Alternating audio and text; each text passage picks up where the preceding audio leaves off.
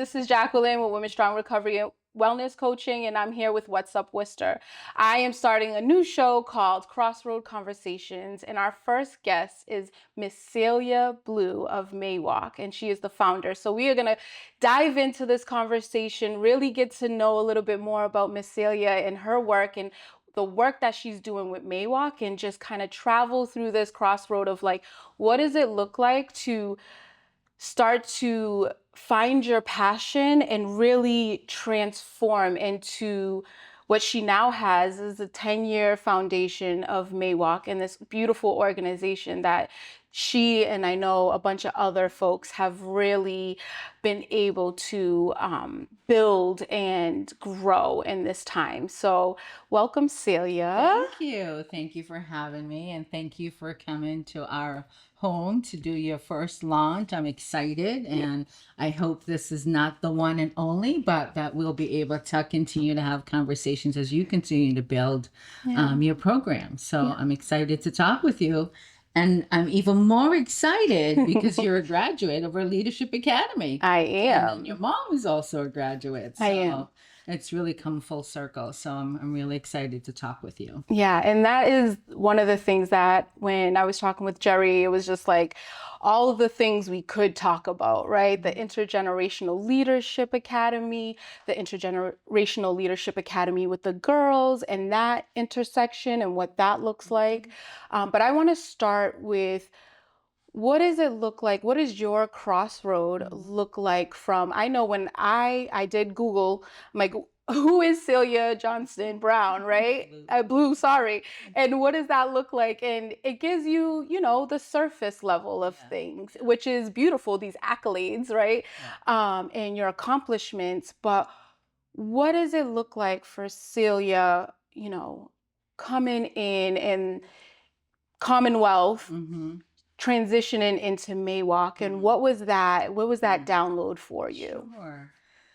So, I mean, it was a beautiful journey, if I think when I look back at it. And so,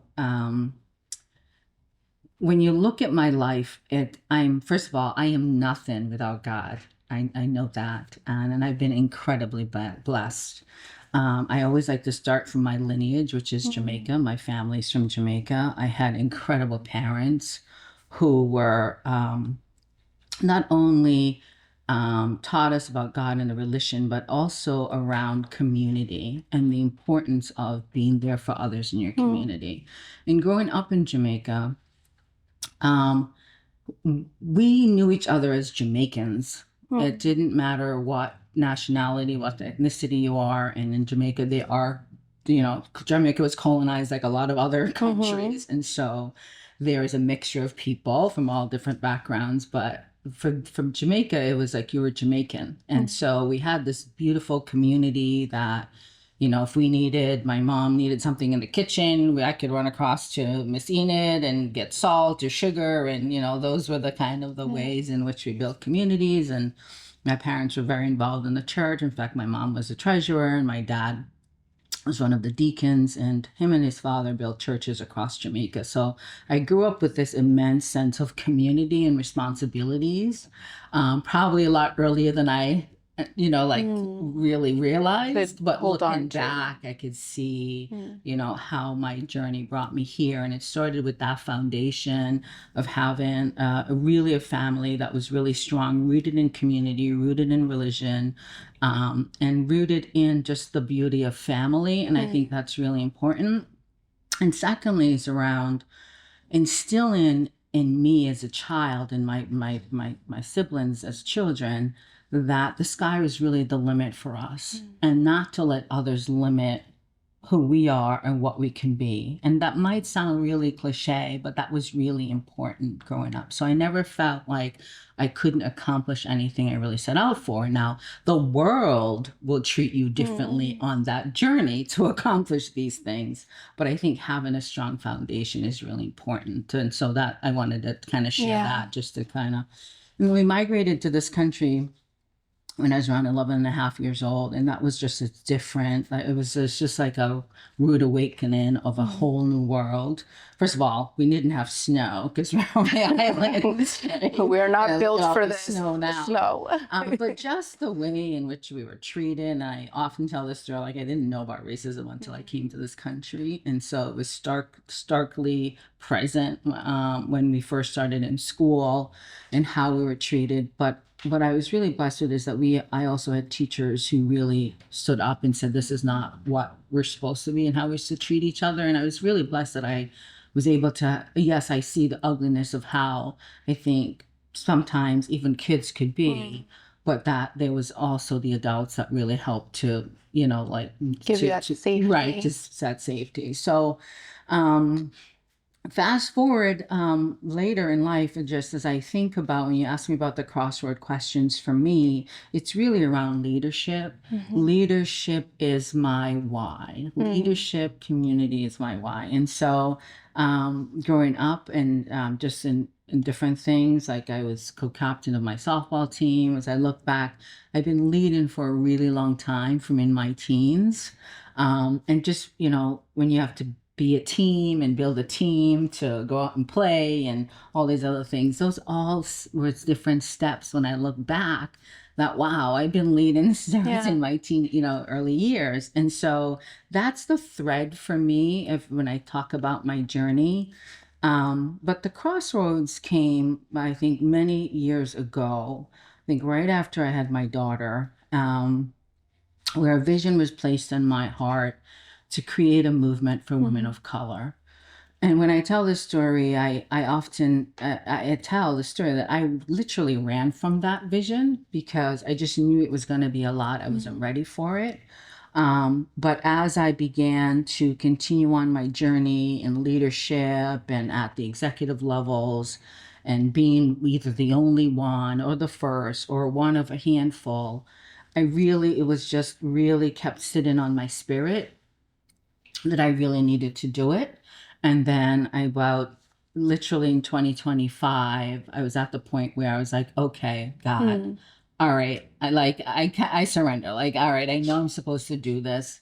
And I'm going to spend the time now to actually work on it. And I was in a transition with leaving state government. I wanted to take some time off. I was in an accident. I fractured my wrist. And, just never spent the time to heal and take care of myself. And so I said, in this moment, I'm going to do that. But then, God, I'm going to work on what the vision you placed on my heart. Yeah. And once I opened up and acknowledged that, then things just fell into place. Just like you were talking about your transition and how these different things fell into place. My friend, Dr. Reverend Giselle Hampton, I remember sharing with her at church that was so heavy on my spirit that I have to do this. Like, I literally have to work on this. And I think the time is now. And a week later, she said, oh, you have to come to this breakfast that Brenda Jenkins is doing. And she's doing this thing for women of color in Worcester. And this might be a good, time for you guys to connect. And I literally shifted. I had so many things planned that day, but I shifted and went. And I always say it's one of the best decisions I've made. I had met Brenda before, but didn't know her as well as I do now. And, really shared the vision that was on my heart. She was already working with some local women of color here, and it did she's done so many different things here in Worcester. But when I really just shared that, the space was on my heart to really create this movement for women, and it was an alignment. She was already working with women of color. My vision was a global one and a statewide one. And we got different women from across the Commonwealth. So I want to acknowledge that we have a total of 13 founding members. I didn't do this alone. Yep. We had some brilliant and fierce sisters that really said yes to the call.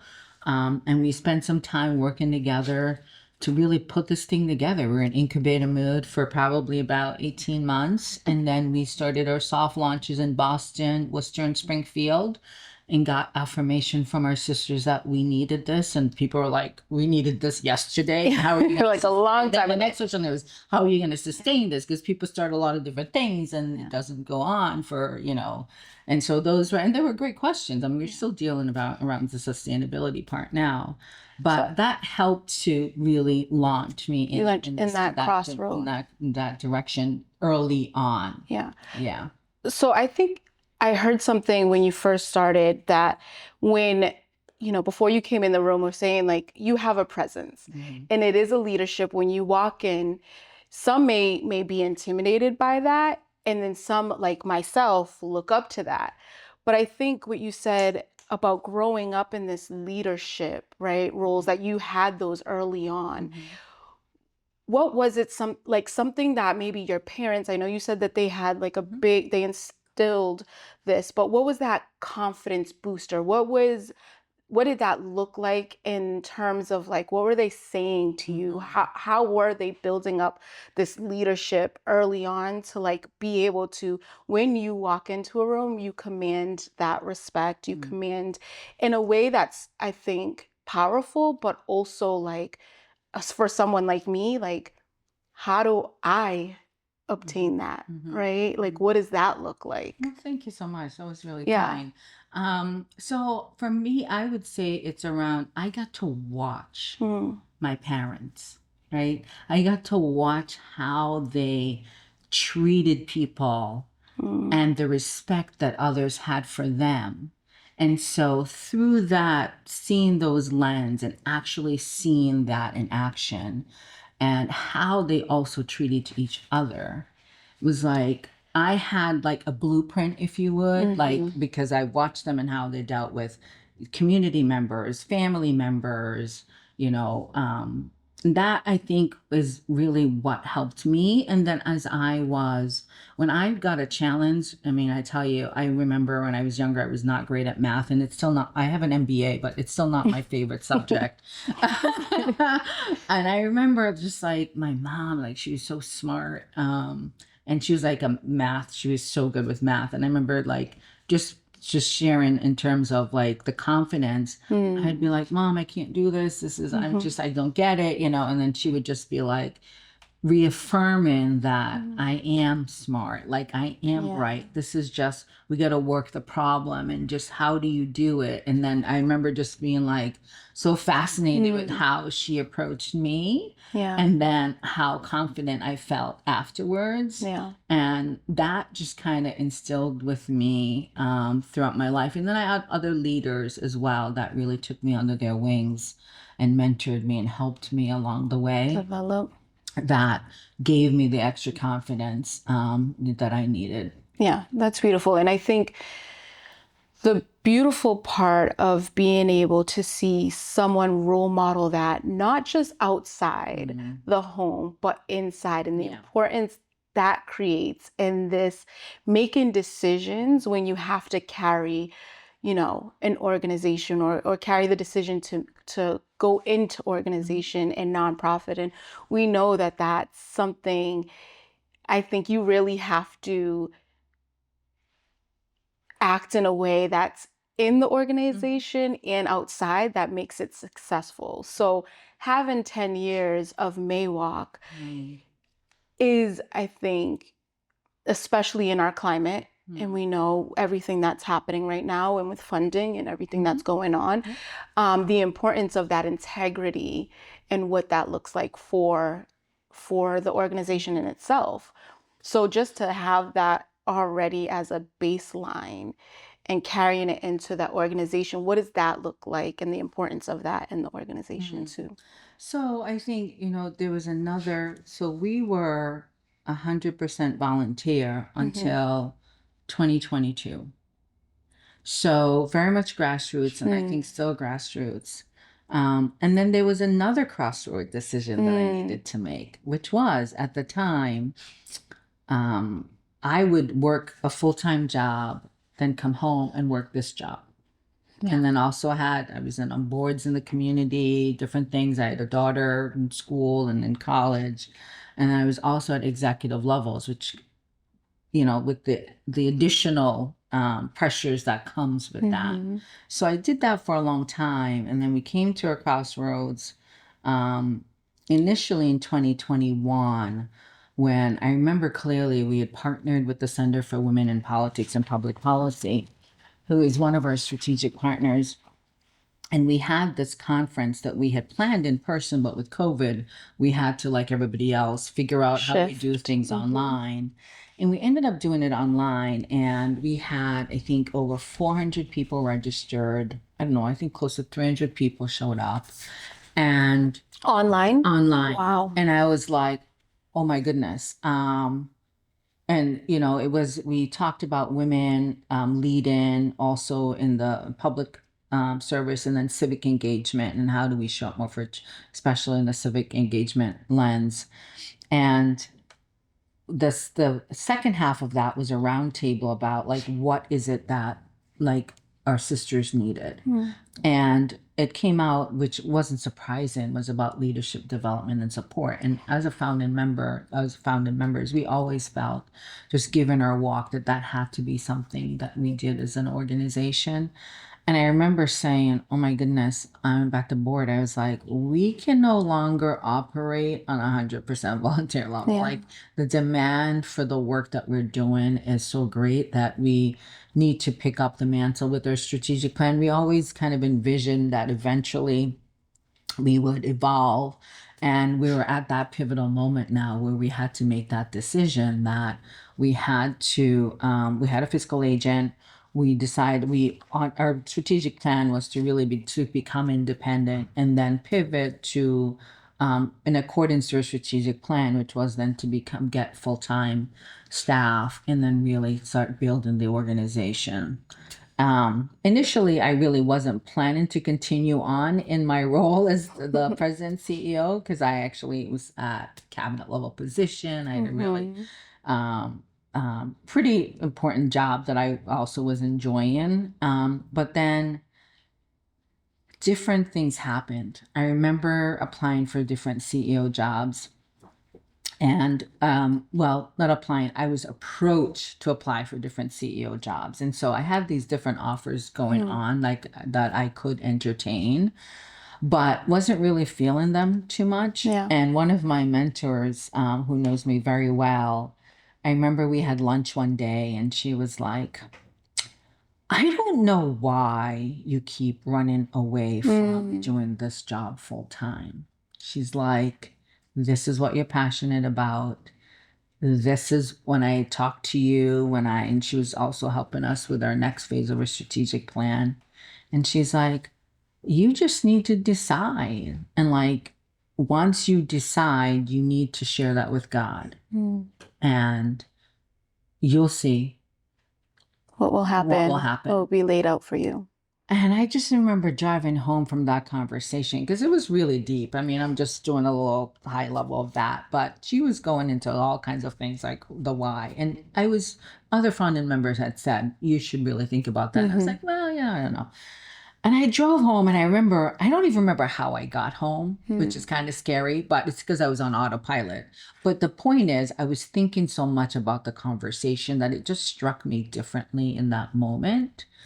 And I remember going home, and I literally fell to my knees in my office at home and said, I surrender. Yeah.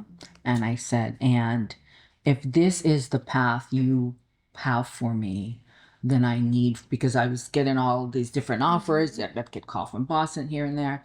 And I said, and plus I liked what I was doing. I said, if this is meant for me, and this is the path you have for me, then I need for you to make it abundantly clear. Yeah, that's beautiful. And he did. Yeah. And, that just gave me a flash, because in 2024, I applied. I don't know how I seen the Maywalk. And for anyone that doesn't know, Massachusetts Women of Color Association, right? We'll fix it. Yeah, Women of Color Coalition. And I had seen it on Facebook, and I just seen the ad, and I was like, oh, I didn't really know and I don't even know if I read it right, Intergenerational Leadership Academy. And I was like, I'm just gonna apply. Like, it was something I know for me that I have been, and I think I shared this in the the Leadership Academy before, of like, is there something I needed more mentorship, and I was really searching for that, and that was a crossroad for me where I know that I was on my, in the car crying, like I needed more leadership, I needed mentorship, and that crossroad again for me in my life where I ended up doing this leadership academy. And I just was blown away of like just the women in it. And you're sitting around these powerful but yet humble leaders. And you don't get that everywhere you go, especially I think when you are a woman of color and you have been, kind of looking for in this different, I think family that you can come into. So what is it about the Intergenerational Leadership Academy that really set you up in this way where you're like, we need that? Because I know I did. And then I pretty much tell everyone about it now. And my mother has done it. And, I think that even if you don't know where it's going to take you, that risk of like just finding out and digging inside, like that's what it did for me. I know that's what it did for my mother.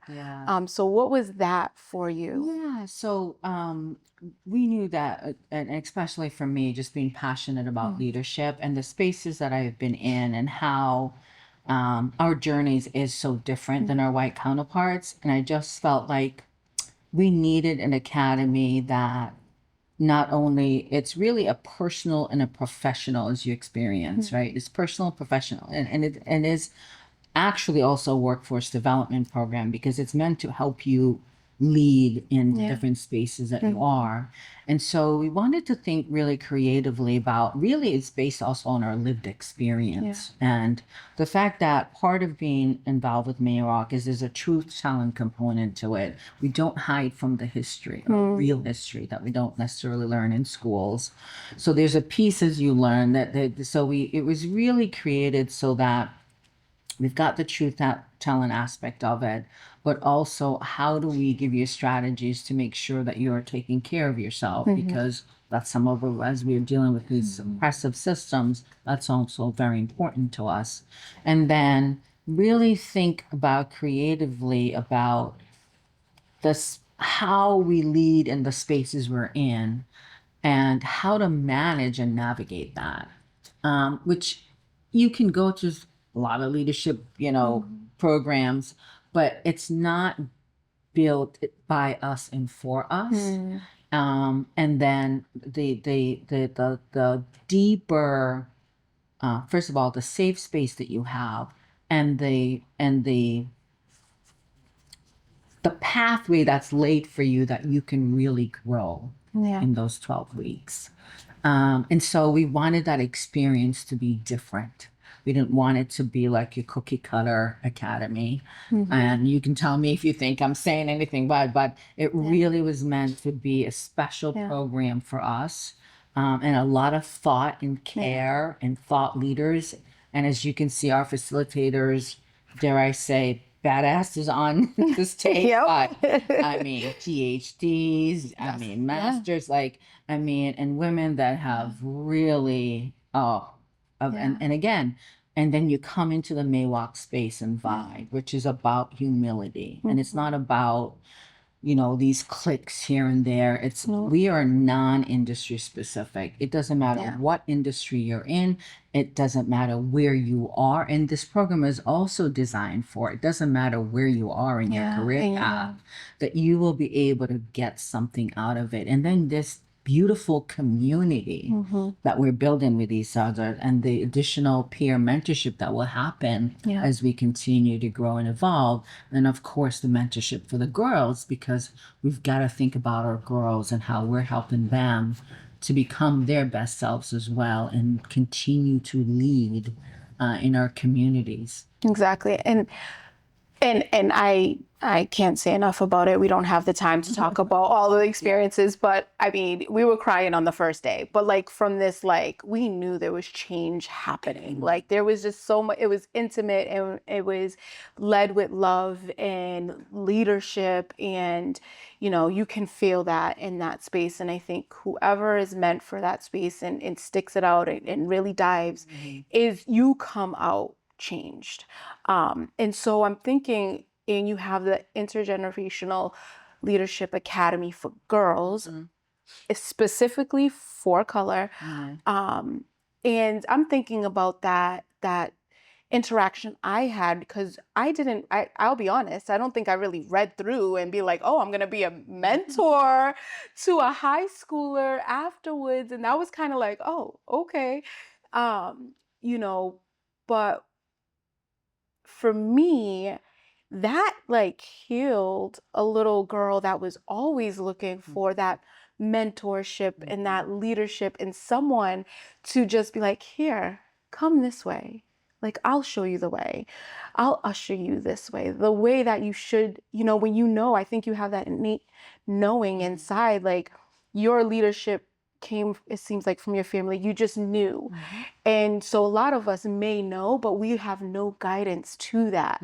So what does that look like for the Intergenerational Leadership for Academy for Girls? So we call it the Intergenerational Leadership Academy. We have a Women of Color track and we have a Girls of Color track. So it's intergenerational because we have our high school girls and our women, right?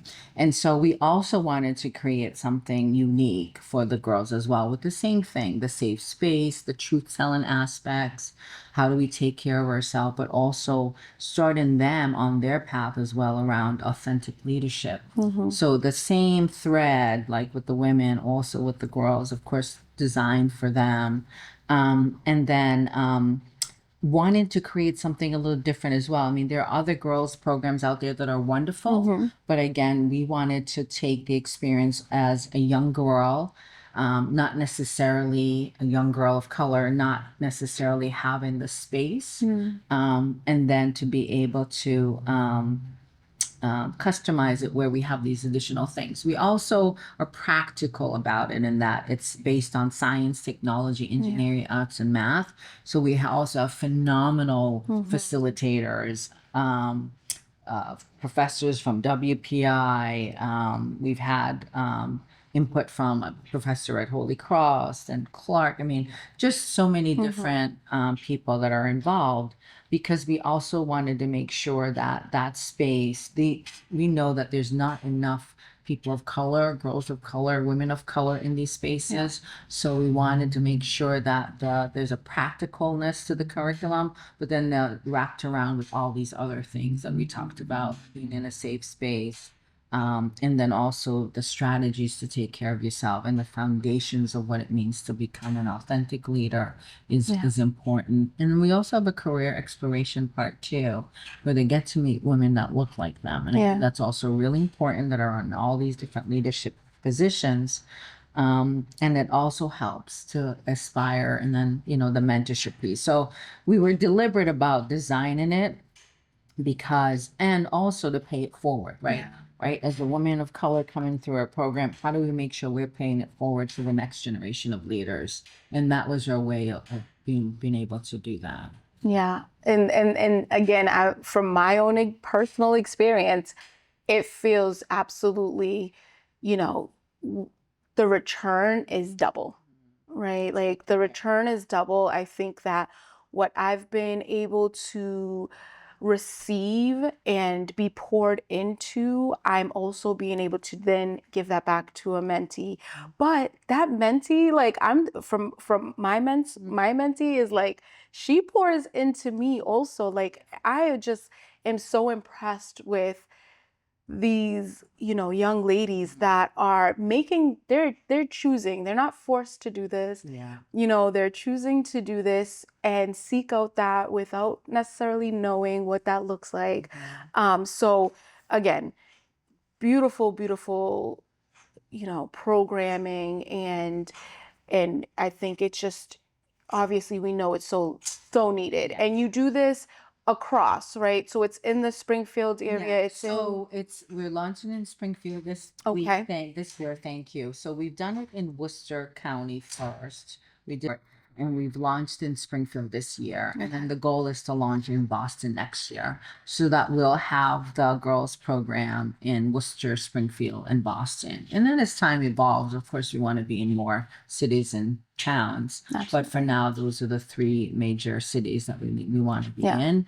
And then for the women's program, it's statewide. So we have women that are part of it statewide. Yeah. Then we were able to do online, which was, you know, is beautiful, like convenient, and you're making it accessible in ways that we can actually partake, you know. And so, yeah, I definitely feel like it's needed. It's here. You guys have cultivated this beautiful, you know, leadership program that really feels like, you know, again, this give and take and being poured into. And I can't wait to see what that looks like down the line, where people are coming back and saying, you know, the young ladies are coming back and saying, because I had this and I had this leadership and this mentorship, I'm placed in this position. I'm in, you know, and it's not taking them, you know, for me, I feel like I'm like, oh my God, you know, in my 30s trying to figure out, you know, things and getting my footing, and it's just a jump start to what they're capable of and what is out there for them. So really planting that seed is beautiful. Thank you. And I just want to say that we have applications still open until February 1st. So both the Worcester location and Springfield location. So we still have some slots to fill. So please. And what is the age? 9th to 12th grade. Ninth to 12th grade. Perfect. So high school. High school. Yeah. Yeah. And so then as we're getting set up, you just spent, and we were talking to Magda before about this 10th year of Maywalk, this celebration. And I have a feeling that it was like, okay, we're going to do one celebration. And then you're like, oh, yeah, but how about if we celebrate several times? So how did that come about? And because I think it really is a testament to just being proud of the work and like showing and being like, no, you know what? We're not just going to keep it to one event for the year. We're going to really like expand and show the work that we've done, because it's something to be proud of. So take us a little bit on that journey. Yeah, you know, as a board, we talked about it, and we really we're always mindful that we are a statewide organization. And when you do an event in one place, sometimes not everybody's able to come.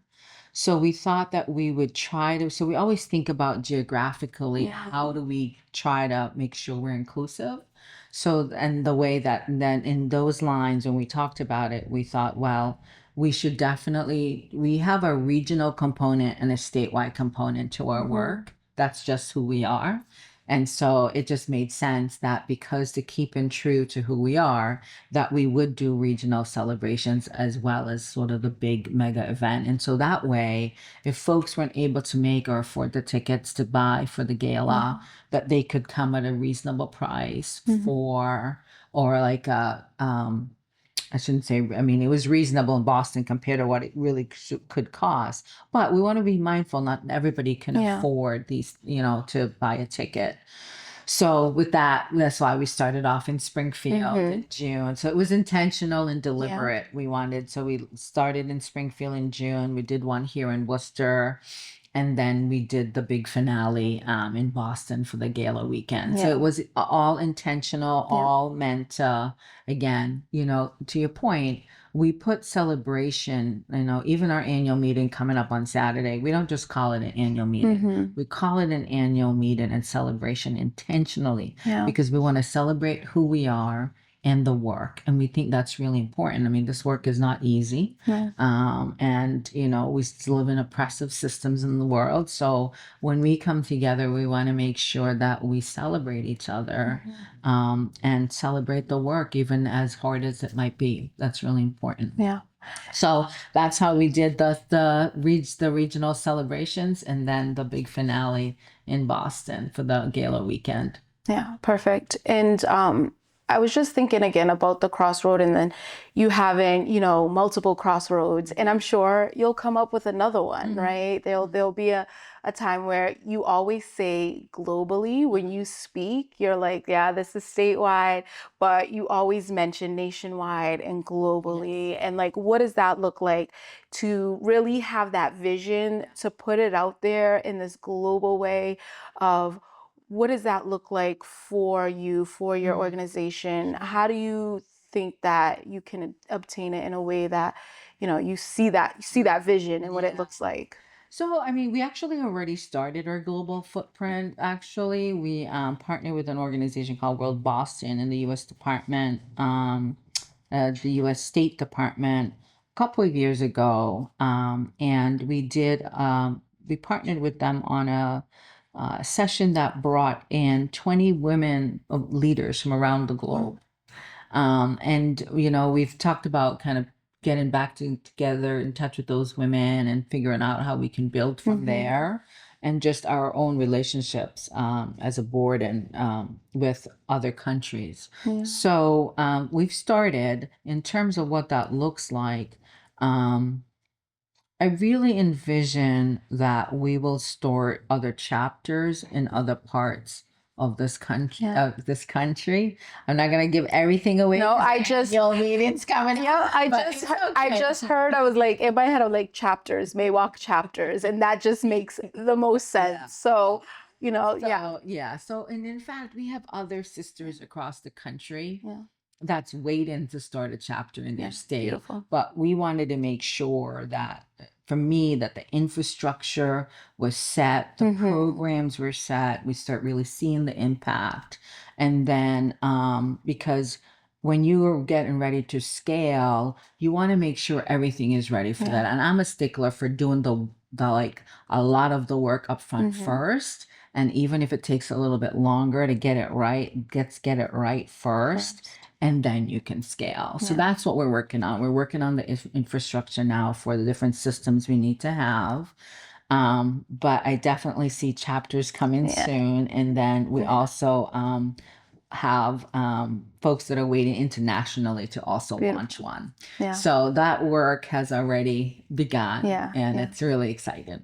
And I think that's beautiful because you always mention this global, and so it's like it's out there, and we're just waiting. I think it's that, listening to that intuition, those things that have been already downloaded in you that you mentioned before of like, okay, God, like, what does this look like? And where I am right now. I know this is where I am supposed to be in this moment. I have other things that I know I'll do at some point, but I know this is where I need to be in this moment. And I'm trying to be obedient to that and do the work. And there are times I'll tell you it's not easy, but I remember why I'm here and my purpose, and I'm very clear about that. So that also helps. I love that. And I think understanding, and I think the biggest thing out of all of this is understanding that it's already in you, right? And what does that look like if you just follow that path, follow that crossroad, and decide that this is where you're supposed to be wholeheartedly, and trust in that. And it seems like you've really have found your trust in your own, in your own crossroad. And so I'm so thankful that you were able to sit with me in this conversation. I can't wait to see what else Maywalk has and everyone that is involved. I love watching the work and seeing and being a part of. So I thank you for this platform and being able to just be a part of it, and You're so very welcome. I mean, we've had a lot of help along the way. Certainly with donations and funding, because I mean you need that to do this work as well. A lot of sweat equity from different members and board members, and so it's been a collective effort. I'm very humbled to be leading this collective effort. And I really believe that the best is still yet to come. So but I want to mention that we have our annual meeting on Saturday, January 31st at Holy Cross at the Hogan Center. It's open to the public. And you do need to register. It's a $25 fee. But you won't want to miss it. If you're not going to be anywhere, you should be there. I should say, make plans to be there on Saturday. I think it's always a great place to people learn a lot about the work that we're doing. We have our first impact report that we will be sharing, which is pretty exciting, and some other exciting announcements that will be coming forth. So beautiful. Yeah. And you can find them on Facebook, on Instagram, their website, on all social media platforms. Mawocc.com. MAWOCC.com is our website, and all of our social media handles are on the website as well. Yeah. So thank you. So this is our first episode of Crossroad Conversations with Miss Celia Blue, founder of Mawocc. So thank you. Bye.